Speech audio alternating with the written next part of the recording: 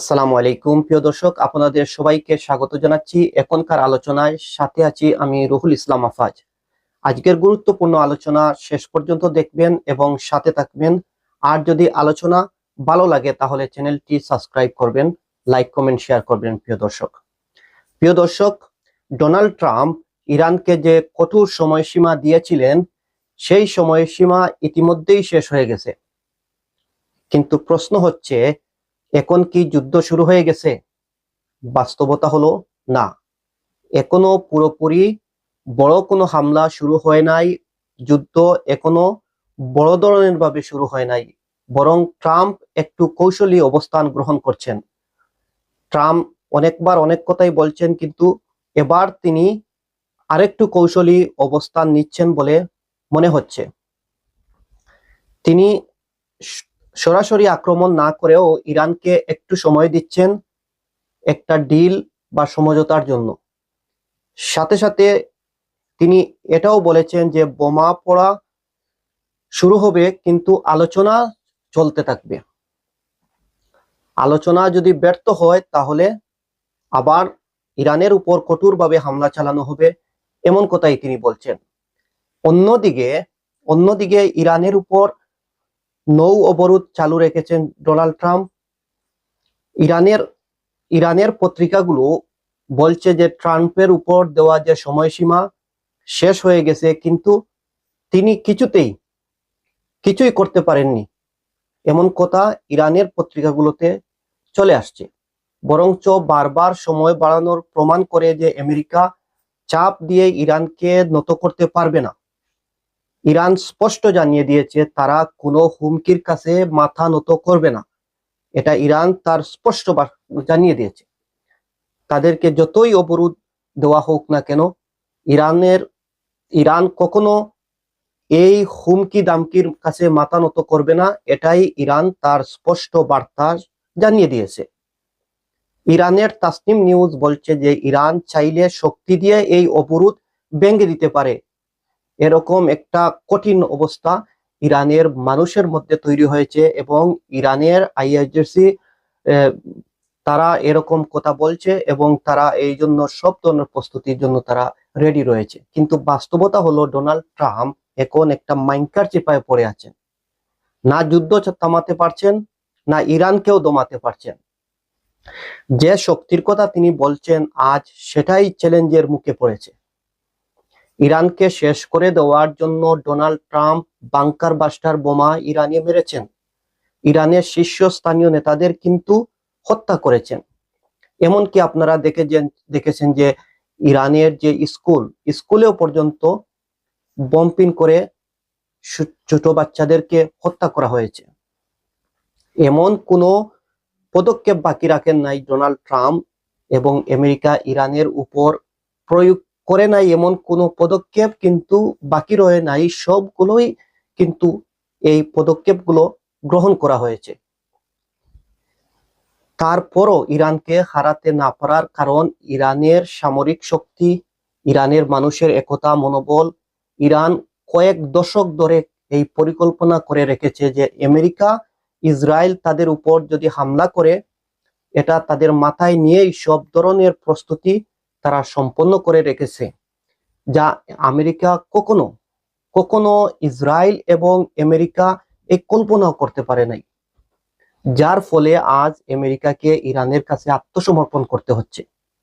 অন্যদিকে আমেরিকার হুমকির বিপরীতে সিংহের মতো আওয়াজ দিচ্ছে, এবং যত আঘাত আসুক না কেন তারা সমুচিত জবাব দেওয়ার জন্য ইরান কিন্তু প্রস্তুত রয়েছে। প্রিয় দর্শক, ইরান অনেক লম্বা সময়, কয়েক দশক ধরে কিন্তু এইরকম যে ইরানের উপর যে এরকম একটা হামলা আসবে, আমেরিকা ইসরায়েল যে এরকম একটা হামলা ইরানের উপর করবে, এটা কিন্তু তারা আগে থেকেই কিন্তু তারা এই পরিকল্পনা তারা নিয়েছে। যার ফলে তারা কিরকম হামলা হলে কিরকম তারা প্রতিহত করবে, কত দাফে করবে, বিভিন্ন স্তর তারা নির্ধারণ করে রেখেছে। প্রথমেই কিন্তু যখন আমেরিকা ইরানের উপর হামলা করে, তখনই কিন্তু তারা সমস্ত শক্তি কিন্তু দিয়ে কিন্তু প্রতিহত করে নাই। তারা প্রথমে ধাপে ধাপে ছোট ছোট মিসাইল দিয়ে হামলা করেছে, তারপর ধীরে ধীরে সেটা আরো মোর রেঞ্জ, মোর শক্তিশালী যেগুলো মিসাইল রয়েছে সেগুলো দিয়েও হামলা করেছে। এখনো তারা বলছে যে তাদের কাছে এমন কিছু অস্ত্র রয়েছে যেগুলো তারা কল্পনা করতে পারবে না। তাহলে বোঝা যায় যে ইরানের কাছে এরকম শক্তি রয়েছে, এরকম শক্তিশালী এমন কিছু রয়েছে যেগুলো দিয়ে আমেরিকাকে নাস্তেনাবুদ করে দিবে। এটাই হলো ইরানের বর্তমান অবস্থা। আর আজকের যে পাকিস্তানে যে একটা আলোচনা হওয়ার কথা ছিল, কিন্তু সেটা হয় নাই, কারণ ইরান সেখানে আসে নাই। ইরান দেখছে এই আলোচনায় বসে তাদের কোনো লাভ হবে না। তারা যেটা যুদ্ধের মাধ্যমে জয় করতে, সেটা আলোচনার টেবিলে তারা সেই আলোচনার মধ্যে সেটা হারাতে চায় না। সেজন্য তারা কিন্তু ইরানের প্রতিনিধি দলরা কিন্তু পাকিস্তানে আসে নাই। তারা পরিষ্কার না করে দিয়েছে। তারা বলেছে যদি তাদের চুক্তিগুলো যদি আমেরিকা না মানে, তাহলে তাদের সাথে কোনো আলোচনা নয়, কোনো সমঝোতা নয় তাদের সাথে। তো এতে বোঝা যায় যে ইরান একটা কঠোর শক্ত অবস্থানে রয়েছে। প্রিয় দর্শক, ইরানকে নিয়ে এখন যে পরিস্থিতি তৈরি হয়েছে সেটা শুধু আবেগ দিয়ে বোঝা যাবে না, এটা বাস্তব এবং কঠিন বাস্তব। ইরানের কোটি কোটি মানুষ যুদ্ধের জন্য প্রস্তুত হয়ে আছে। এটা কোনো আবেগের কথা নয়। তাদের বিশাল অঙ্কের যে একটা সামরিক প্রশিক্ষণ রয়েছে। এখন প্রশ্ন হয়েছে, যুদ্ধ কি অনিবার্য? বর্তমান পরিস্থিতিতে বিশ্লেষণ করলে দেখা যায় যে আমেরিকা এবং ইরানের মধ্যে যে সরাসরি কার্যত আলোচনা এখন বন্ধ হয়ে গেছে। আমি ব্যক্তিগতভাবে মনে করি, যদি কোনো মিরাক্কেল না ঘটে, তাহলে যুদ্ধ এড়ানো খুবই কঠিন। যুদ্ধ হবে এটাই বোঝা যাচ্ছে, কারণ এমন পরিস্থিতিতে ইরান যেহেতু আমেরিকার সাথে আলোচনায় বসে নাই, তার মানে হলো ইরানকে যত ধরনের আঘাত আসুক না কেন, ইরান সেগুলো মোকাবেলা করার জন্য ইরান ইতিমধ্যে প্রস্তুত রয়েছে। ডোনাল্ড ট্রাম্পের কিন্তু একটা বড় সমস্যা রয়েছে। ডোনাল্ড ট্রাম্প এখন ভেতরে চাপের মধ্যে আছেন। আমেরিকার ভেতরেও যুদ্ধবিরোধী আলোচনা চলছে। সাবেক সেনা সদস্যরা রাস্তায় নেমেছেন এবং প্রতিবাদ করছেন। অনেকে বলছেন যে আমাদের সন্তানদের কেন যুদ্ধে পাঠানো হচ্ছে। এটা আমেরিকার সেনাবাহিনীর পরিবার রাস্তায় নেমে এই প্রতিবাদটুকু করছে। এদিকে আবার কংগ্রেসের নতুন করে যুদ্ধ থামানোর জন্য বিল আনার কথাও উঠছে। এমনকি ট্রাম্পকে আবার ইমপিচমেন্টের ঝুঁকিতেও কিন্তু পড়তে পারেন। সবচেয়ে বড় কথা হলো, এই যুদ্ধ আমেরিকার অর্থনীতির উপর বিশাল চাপ সৃষ্টি করছে। প্রতিদিন গড়ে বিলিয়ন ডলার খরচ হচ্ছে। এখন প্রশ্ন হচ্ছে, এই অবস্থায় কি আমেরিকা দীর্ঘমেয়াদী যুদ্ধ চালাতে পারবে? এটা একটা বিরাট প্রশ্ন, প্রিয় দর্শক। অন্যদিকে ইরান স্পষ্ট করে বলছে যে আমেরিকা যদি তাদের অতিরঞ্জিত যে দাবিগুলো রয়েছে সেটা থেকে যদি সরে না আসে, তাহলে কোনো আলোচনা তাদের সাথে হবে না। এটা ইরান আগেও বলছে, এখনো বলছে, বারবার বলছে। যতবার আলোচনার কথা আসছে ততবার তারা এই কথা বলছে। অর্থাৎ একদিকে যুদ্ধের প্রস্তুতি, অন্যদিকে আলোচনার দরজা বন্ধ। কিন্তু আরো গভীরে গেলে দেখা যায় এই যুদ্ধ শুধু দুই দেশের মধ্যে নয়, এর সাথে জড়িয়ে আছে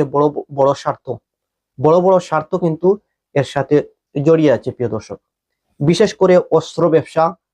যত বেশি যুদ্ধ, তত বেশি অস্ত্র বিক্রি হবে আর তত বেশি লাভ হবে। আসলেই এখানেই আসল খেলা। যে তবে এই বিষয়টা পরিষ্কার যে এই যুদ্ধে ইরানের জন্য যেমন সম্মানের বিষয়, ঠিক তেমনি আমেরিকার জন্য একটা দুর্নাম, আমেরিকার প্রেস্টিজের একটা প্রশ্ন রয়েছে। প্রিয় দর্শক, যদি আমেরিকা পিছিয়ে যায়, তাহলে মধ্যপ্রাচ্যের তাদের যে একটা দীর্ঘস্থায়ী যে একটা প্রভাব, সেই প্রভাব কিন্তু তাদের নষ্ট হয়ে যাবে এবং বিশ্বের তাদের শক্তির অবস্থানের প্রশ্নের মুখে পড়বে। আর যদি যুদ্ধ করে, তাহলে ঝুঁকি আরো বড়, তাদের জন্য আরো বিশাল ঝুঁকি রয়েছে। কারণ ইরান কোনো সাধারণ দেশ নয়, এটা এমন একটি শক্তিশালী দেশ যাকে হালকাভাবে নেওয়ার কোনো সুযোগ নেই। ইরান আমেরিকার প্রতিটি আঘাতের দাঁতমঙ্গে কিন্তু জবাব দিয়েছে। ইরান প্রতিটি আঘাতের এমন জবাব দিয়েছে যা আমেরিকাকে ভাবিয়ে তুলেছে। আমেরিকা কল্পনাও করতে পারে নাই যেভাবে ইরান প্রতিটি আঘাতের জবাব দিয়েছে। প্রিয় দর্শক, ডোনাল্ড ট্রাম্প এবং যুক্তরাষ্ট্র তারা ভেবেছিল যে ইরানকে খুব সহজেই চাপে ফেলে এবং সামরিক অস্ত্র প্রয়োগ করে বিভিন্ন বোমা মেরে এবং তাদের সরকার পরিবর্তন করে দিয়ে সরকার শীর্ষস্থানীয় নেতাদের নির্মূল করে দিয়ে তারা হয়তো এই যুদ্ধে জয়ী হয়ে যাবে, কিন্তু বাস্তবতা সম্পূর্ণ ভিন্ন। ইরান কোনো দুর্বল রাষ্ট্র নয়, এটি এমন একটি দেশ যাকে বাহ্যিক চাপ দিয়ে ভেঙে ফেলা এত সহজ না। ইতিহাস প্রমাণ করে যে যে দেশ নিজের প্রতিরক্ষা জনগণের উপর নির্ভর করে তাকে সহজেই দমন করা যায় না। এখন পরিস্থিতি কোথায় দাঁড়িয়েছে? এক অদ্ভুত সংকটে। সামনে এগুলে ঝুঁকি আর পেছনে ফেললে ঝুঁকি, সব দিকেই কিন্তু ঝুঁকি রয়েছে আমেরিকার জন্য। এই যুদ্ধ যদি আমেরিকা চালিয়ে যেতে হয় তাহলে রাজনৈতিক চাপ বাড়বে, আর থামিয়ে দিলে বিশ্বে প্রভাব কমে যাওয়ার আশঙ্কা রয়েছে। এই দ্বিধার মধ্যেই দাঁড়িয়ে আছে যুক্তরাষ্ট্র। প্রিয় দর্শক, এখানে একটা গুরুত্বপূর্ণ বিষয় তুলে ধরতে চাই।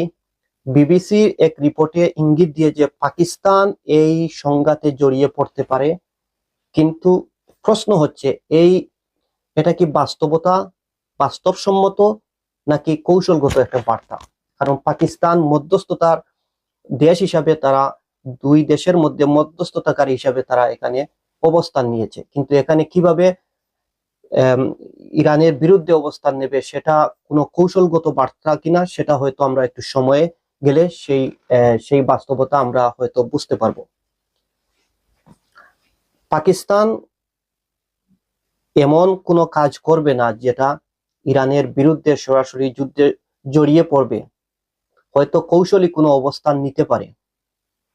তবে আরেকটি দিকও উড়িয়ে দেওয়া যায় না যে মধ্যপ্রাচ্যের কিছু শক্তি যেমন সৌদি আরব, টার্কি, কাতার, ইজিপ্ট, তাদের নিজস্ব স্বার্থ আছে।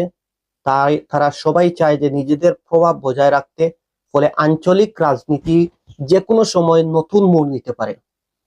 কিন্তু সবচেয়ে গুরুত্বপূর্ণ কথা হলো, এটা কোনো সিনেমার গল্প না, এটা বাস্তব বিশ্ব রাজনীতি, এবং এখানে কোনো আবেগ দিয়ে নয়, এখানে রয়েছে বাস্তবতা, শক্তি, কৌশল এবং স্বার্থ। এই সবগুলো মিলিয়েই কিন্তু একটা সিদ্ধান্ত নেওয়া হয়। প্রিয় দর্শক, তাই আমাদের বুঝতে হবে যে খবর আমরা দেখি সবকিছুই সরল নয়, অনেক সময় এর পিছনেও থাকে কৌশল, চাপ এবং আন্তর্জাতিক বার্তা। যেই খবরটা আমরা অনেক সময় দেখি সেই খবরের পিছনেও কিন্তু আরো একটা খবর থেকে থাকে। শেষে একথাই বলবো যে বিশ্ব রাজনীতি এই খেলায় কেউ পুরোপুরি নিরুপায় নয়, আবার কেউ পুরোপুরি নিরাপদও নয়। পরিস্থিতি প্রতিনিয়ত বদলাচ্ছে, আর সেই পরিবর্তনের দিকেই এখন তাকিয়ে আছে পুরা বিশ্ব। দর্শক, আগামী ভিডিওতে আলোচনা করব কেন ইরানকে হারানো যাবে না। ইরানকে কেন হারানো যাবে না সেই বিষয়টি নিয়ে আগামী ভিডিওতে বিস্তারিত আলোচনা করব। প্রিয় দর্শক, আগামী ভিডিওটি দেখার জন্য এই চ্যানেলটি সাবস্ক্রাইব করবেন এবং সাথে থাকবেন। দর্শক, আজকের সংক্ষিপ্ত আলোচনা এখানেই শেষ করছি। সবাই ভালো থাকেন। আল্লাহ হাফেজ।